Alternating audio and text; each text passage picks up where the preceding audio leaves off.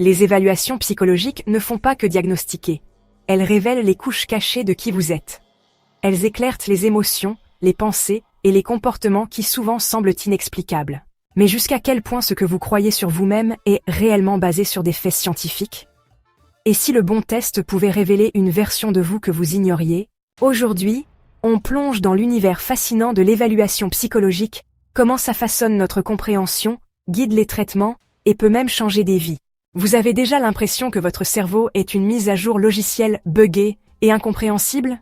Eh bien, c'est là que les évaluations psychologiques entrent en jeu. Voyez-les comme un outil de diagnostic pour l'esprit, comme un scan du système pour voir ce qui se passe vraiment derrière toute cette angoisse existentielle et ces réflexions à 100 à l'heure alimentées par la caféine. Contrairement à une discussion informelle avec votre psy, ces évaluations utilisent des tests scientifiquement conçus, des entretiens structurés et des observations comportementales pour obtenir une image claire et objective de ce qui se passe là-haut. Elles servent d'approche structurée qui permet aux professionnels de la santé mentale de recueillir des informations cruciales sur le fonctionnement émotionnel, cognitif et comportemental d'un individu. Contrairement à des observations informelles ou des conversations banales, les évaluations psychologiques s'appuient sur des outils développés scientifiquement et des méthodologies rigoureuses pour garantir leur précision et leur fiabilité. Ces évaluations peuvent prendre plusieurs formes, allant des tests standardisés et des entretiens structurés jusqu'aux observations comportementales et aux questionnaires d'auto-évaluation. Chaque méthode est soigneusement sélectionnée en fonction des besoins spécifiques de la personne et des objectifs du processus d'évaluation. Au fond, une évaluation psychologique est bien différente d'un simple entretien clinique. Alors que les entretiens permettent aux thérapeutes de créer un lien et de recueillir des récits subjectifs, les évaluations offrent une approche plus objective et basée sur des données pour comprendre les problèmes de santé mentale. Un thérapeute peut écouter un patient décrire des sentiments de tristesse et de désespoir, mais un outil d'évaluation, comme l'inventaire de dépression de Beck, peut quantifier l'intensité de ces sentiments, offrant une image plus claire de l'état émotionnel de la personne.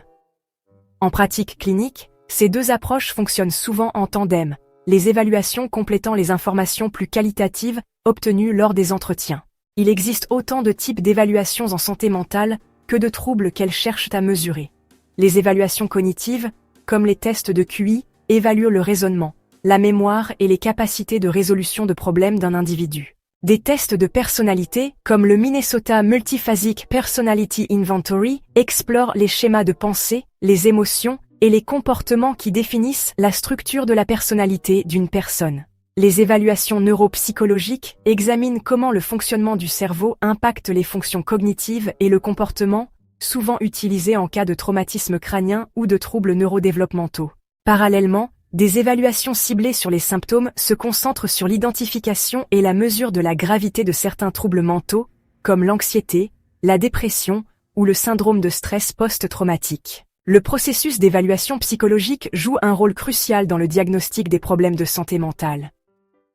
Un diagnostic n'est pas juste une étiquette, ça fournit un cadre structuré qui aide les cliniciens à comprendre la nature des difficultés d'une personne et la meilleure façon de les traiter. Lorsqu'ils évaluent des troubles comme le trouble du déficit de l'attention, avec ou sans hyperactivité, les cliniciens peuvent utiliser une combinaison d'entretiens cliniques, d'observations comportementales et de tests standardisés, comme l'échelle d'évaluation de Conners. De même, pour les troubles de l'humeur comme le trouble bipolaire, les évaluations peuvent inclure des graphiques d'humeur, des entretiens diagnostiques structurés et des auto-évaluations qui rendent compte des fluctuations de l'état émotionnel. Ces outils garantissent que les diagnostics sont basés sur des preuves plutôt que sur de simples impressions subjectives. Et non, ce ne sont pas juste des quiz BuzzFeed avec des mots plus sophistiqués.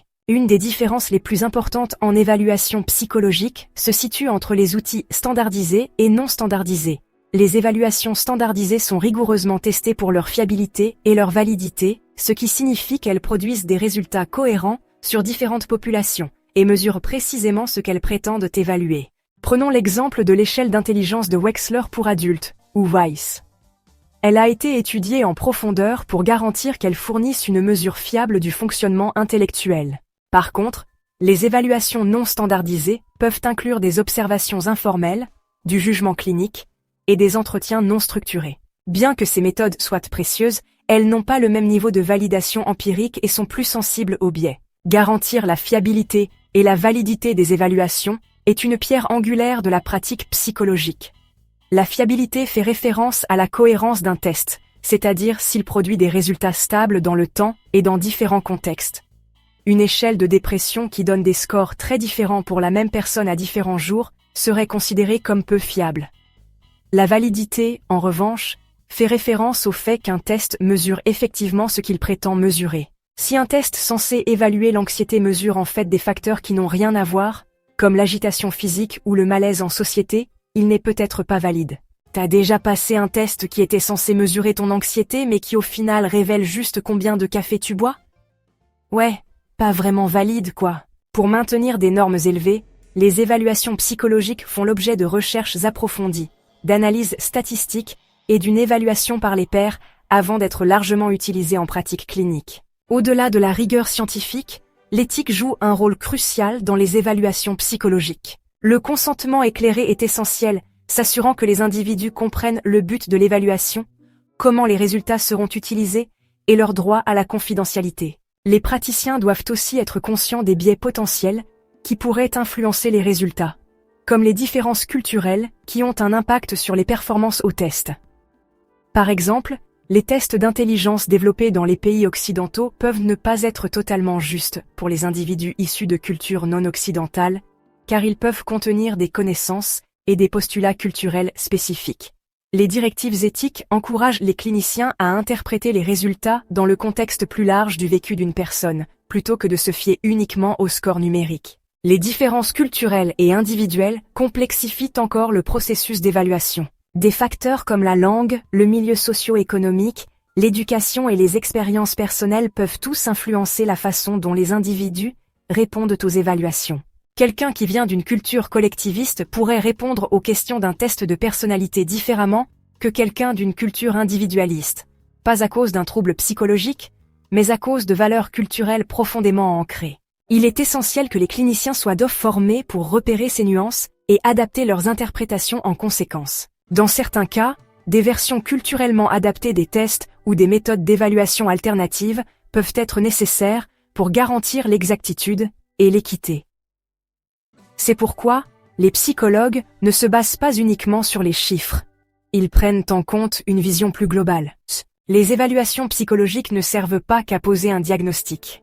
Elles jouent un rôle essentiel dans la planification du traitement et le suivi des progrès. Une fois qu'une personne a reçu un diagnostic pour un trouble mental, les évaluations aident à déterminer les interventions les plus efficaces. Un thérapeute qui traite une personne atteinte de troubles d'anxiété généralisée pourrait utiliser des évaluations périodiques pour suivre l'évolution des symptômes au fil du temps, en ajustant les techniques thérapeutiques ou les médicaments si nécessaire. Par exemple, en thérapie cognitivo-comportementale, des évaluations comme les journaux de pensée et les feuilles de suivi comportemental aident le thérapeute et le patient à mesurer les progrès et à identifier les points à améliorer. En offrant un moyen structuré d'évaluer les résultats du traitement, les évaluations garantissent que les soins de santé mentale restent dynamiques et adaptés aux besoins en constante évolution de chaque individu.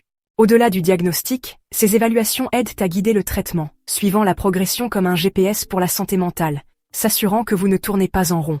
En fin de compte, l'évaluation psychologique est un outil puissant qui fait le pont entre le vécu subjectif et la mesure objective. Ça permet aux cliniciens de prendre des décisions éclairées, d'adapter les plans de traitement et de donner aux individus une meilleure compréhension de leur propre santé mentale. Bien que les évaluations aient leurs limites, lorsqu'elles sont utilisées de manière éthique et réfléchie, elles offrent des informations précieuses qui peuvent mener à des soins de santé mentale plus efficaces et plus humains. Dans un domaine où précision et empathie doivent coexister, les évaluations psychologiques sont à la fois une science et un art, aidant à éclairer les complexités de l'esprit humain. Je vous laisse en discuter dans les commentaires. Est-ce que vous avez déjà passé un test psychologique? Et est-ce que les résultats vous ont surpris? Soutenez-nous en vous abonnant si ce n'est pas déjà fait. Prenez soin de vous, prenez soin de vos proches, et on se retrouve bientôt pour une autre vidéo.